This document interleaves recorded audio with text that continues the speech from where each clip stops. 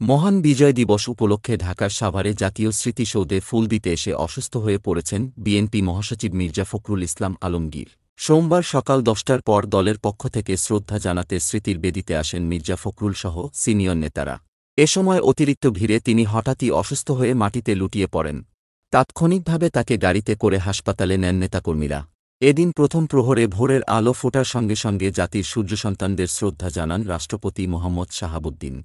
এ সময় বীর শহীদদের উদ্দেশ্যে সশস্ত্র সালাম জানায় তিন বাহিনীর একটি চৌকস-দল। বিউগলের সুরে তৈরি হয় শোকাবহ পরিবেশ। রাষ্ট্রপতি নীরবে কিছুক্ষণ দাঁড়িয়ে স্মরণ করেন মুক্তিসংগ্রামে শহীদ শ্রেষ্ঠ সন্তানদের। এর কিছুক্ষণ পর শহীদ বেদিতে শ্রদ্ধার্ঘ্য নিবেদন করেন প্রধান উপদেষ্টা ড. মুহম্মদ ইউনূস। এ সময় তার সঙ্গে ছিলেন পূর্ব তিমুরের স্বাধীনতা যোদ্ধা ও প্রেসিডেন্ট জোসে রামোস হোর্তে। এ সময় তারা কিছুক্ষণ নীরবে দাঁড়িয়ে থেকে স্মরণ করেন মহান মুক্তিযুদ্ধে বীর শহীদদের।